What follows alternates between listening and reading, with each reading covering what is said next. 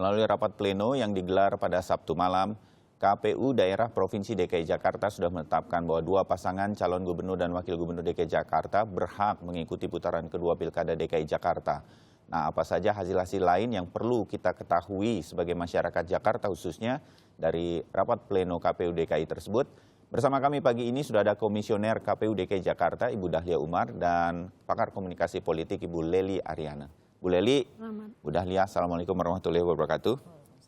Saya senang nih kalau begini tamunya, saya jadi paling ganteng ya kan? Tapi dingin banget hari ini ya. Iya, karena cuacanya juga di Jakarta, bagi Anda yang di luar kota Jakarta memang mendung dan ya beginilah cuaca kita di kesempatan kali ini. Saya ke Bu Dahlia dulu. Bu, apa yang penting yang mungkin masyarakat perlu ketahui dari rapat pleno kemarin yang menjadi persiapan kita sebagai warga DKI untuk putaran kedua, terutama daftar pemilih mungkin? Ya, untuk daftar pemilih kami memperbaiki dan menyempurnakan data pemilih yang sudah ada di putaran pertama. Jadi memang nanti kami akan mengumumkan daftar pemilih sementara yang terdiri dari DPT putaran pertama dan DPTB atau daftar pemilih tambahan putaran pertama.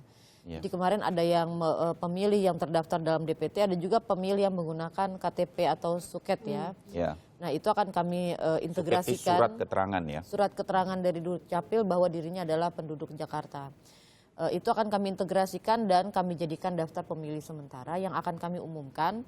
Kemudian masyarakat bisa nanti dari DPS itu melihat apakah mereka sudah terdaftar atau belum. Dan kalau belum terdaftar boleh mendaftarkan diri melalui petugas kami di tingkat kelurahan. Ya, dan itu sudah mulai boleh sekarang nih ya?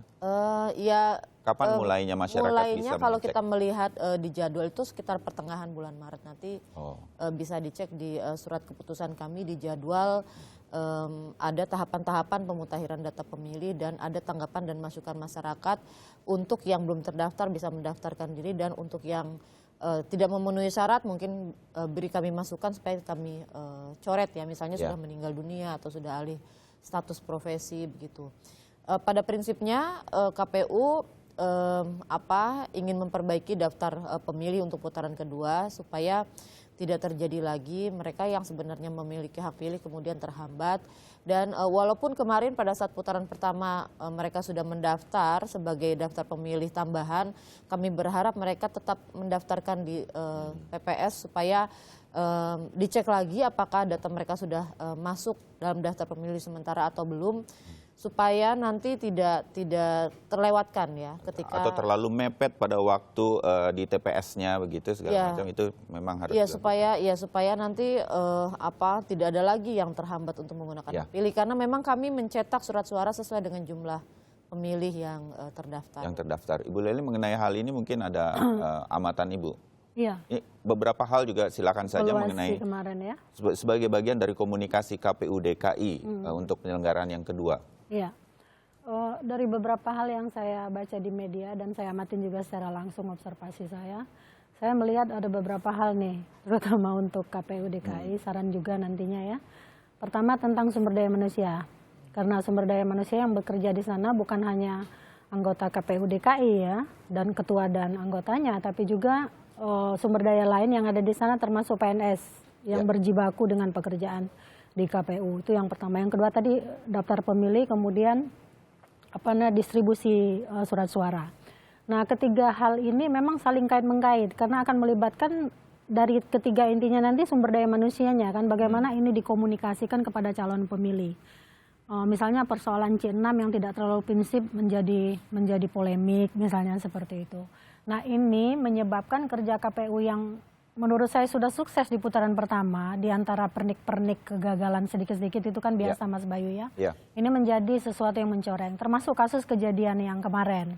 Saya pikir kan tidak harus ditangani secara langsung oleh anggota KPU, tapi ada sumber daya manusia yang memang mengatur bagaimana calon-calon itu harus hadir, lalu kemudian dikomunikasikan. Nah, komunikasi semacam ini menurut saya yang kemarin tidak jalan, sehingga persoalan itu terjadi. Jadi secara umum sebenarnya sudah bagus, tapi ibaratnya ada nila setitik rusak susu sebelanga. Jadi pekerjaan yang besar tadi ternodai oleh persoalan itu. Maka ke depan saya pikir putaran kedua ini kan akan menjadi sorotan publik yang lebih besar. Karena hanya melibatkan 2 pasangan calon yang bisa kejadian seperti Pilpres terjadi loh Mas Bayu. Karena head to head kan mereka akan orang sudah menduga berhadapan bahwa secara ini langsung. siapapun yang menang akan tipis begitu.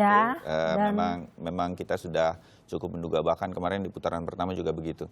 Ibu Lely mengenai SDM nih, apapun masalahnya, mau daftar pemilih, penyelenggaraannya nanti dan lain-lain. Kalau di KPU DKI sendiri, Bu Dahlia, SDM ini bagaimana kemudian? Sehingga kemudian semuanya nanti bisa lancar sebetulnya. Koordinasinya Saya setuju misalnya. sih bahwa ini masalah SDM gimana, Bu? Ya ada di struktur Komisi Pemilihan Umum itu memang ada komisioner dan ada yang namanya Sekretariat KPU yang mensupport seluruh pengadministrasian pengelolaan tahapan ya. Mereka adalah orang yang direkrut secara langsung oleh Komisi Pemilihan Umum RI, kemudian ditempatkan di KPU daerah. Nah, kami mendapatkan juga seluruh staf kami juga dari KPU RI ya, direkrut oleh KPU RI. Tapi ada yang PNS? Kalau selain komisioner seluruhnya PNS. Kalau misalnya ada kekurangan untuk membantu, ada tim asistensi yang kami rekrut secara ad hoc ya. Nah, untuk di tingkat KPU yang permanen itu KPU provinsi dan KPU kabupaten kota. Sedangkan untuk kecamatan dan kelurahan itu namanya panitia ad hoc ya, yang kita rekrut untuk mengelola tahapan-tahapan pada saat pilkada. Dan tugas mereka selesai begitu pilkada juga selesai, atau pemilu legislatif selesai dan pemilu presiden selesai. Kemudian juga ada KPPS. KPPS ini kami rekrut dengan masa kerja 1 bulan menuju menuju pemungutan suara. Nah, memang kemarin pada saat hari pemungutan suara banyak masukan dan keluhan masyarakat yang disampaikan kepada kami terkait dengan peristiwa-peristiwa yang ada pada saat hari H ya, dan itu di TPS kami catat dan kami lakukan evaluasi saat ini dengan langsung mencari tahu dan menanyakan kepada KPPS yang bersangkutan, karena tidak bisa misalnya ketika kita melihat permasalahan di TPS, kita melihat dari versi pemilih saja ya. Dari versi pemilih kita sudah dengarkan keluhannya, kemudian juga kita tanya KPPS kami. Dari beberapa yang kami tanya, memang ada sebagian di antara mereka yang pemahamannya masih tidak sama.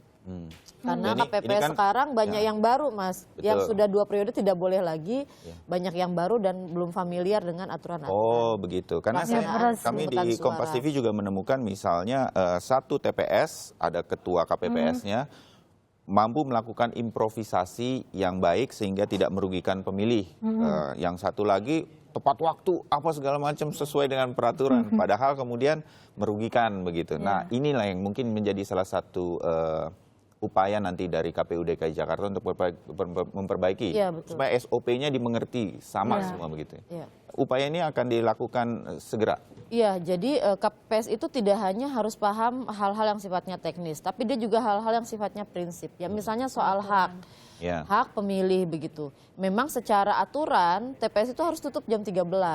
Tetapi kalau ada pemilih yang sudah hadir sebelum pukul 13 dan pada saat pukul 13 mereka belum dilayani, ya harus terus dilayani sampai semuanya terlayani. Yang penting pemilih datang sebelum pukul 13. Ya, sudah mendaftar ya. Dan sudah terdaftar dan sudah didata dan surat suaranya masih ada gitu ya. Ada sebagian, ada beberapa keluhan yang kami catat juga TPS-TPS tertentu di mana kok sangat strict pukul 13 tutup, padahal masih banyak yang antri, kemudian surat suaranya masih ada ya. Kami mohon maaf kalau itu terjadi, kami akan mengevaluasi dan kami akan membuat BIMTEK lagi Mas untuk putaran kedua supaya ini kesepahamannya ini benar ya, ada kesepahaman dan seragam, kemudian mereka tidak cuma paham prinsip soal waktu, tapi tidak hanya paham soal administrasinya, tapi prinsip-prinsip bagaimana menjaga hak pemilih itu yang juga penting. Ya. Bu Dahlia, Bu Lely, kita juga untuk ini tampaknya sudah cukup jelas dan kita harapkan perbaikannya.